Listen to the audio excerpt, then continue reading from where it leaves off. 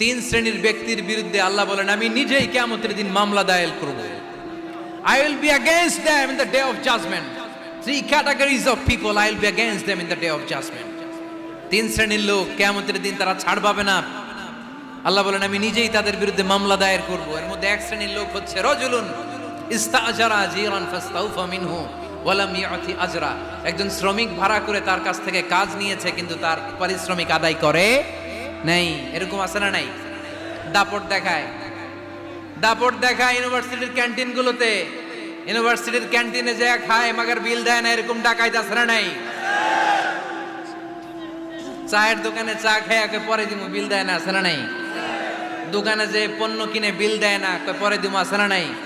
কিয়ামতের দিন আল্লাহ তোর এই মাস্তানি ছুটাবে, চিল্লা এখন ঠিক কিনা?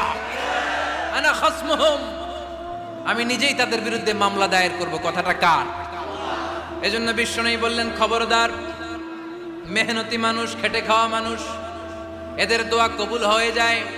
আতুল আজিরা আজরাহু ক্বাবলা আন ইয়াজিফা আরাকুহু। খবরদার, বিশ্বনবী বললেন শ্রমিকের ঘাম শুকিয়ে যাওয়ার আগে তাদের পারিশ্রমিক মিটিয়ে দাও। বিশ্বনবীর বিখ্যাত হাদিস, আতুল আজিরা আজরাহু ক্বাবলা আন ইয়াজিফা আরাকুহু। শ্রমিকের ঘাম মাটিতে লাগার আগে, শুকিয়ে যাওয়ার আগে তাদের পারিশ্রমিক মিটিয়ে দাও। কেননা তারা যদি বদদোয়া করে তোমার জীবনরে জাহান্নাম বানিয়ে দিবে কে?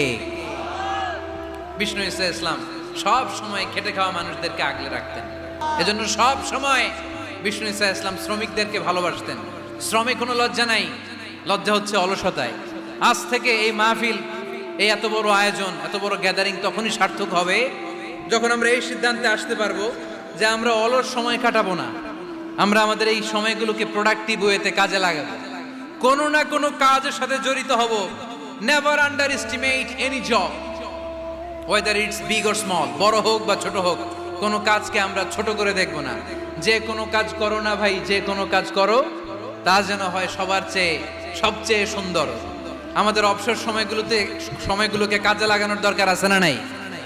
আমরা নিজেদেরকে কর্মঠ করে, কর্মজীবী হিসেবে, শ্রমজীবী হিসেবে নিজেদেরকে প্রতিষ্ঠিত করতে চাই। রাজি আছো মুসলমান? লক্ষ্মীপুরের যুবক ছেলেরা আওয়াজ করে বলো, পারা যাবে?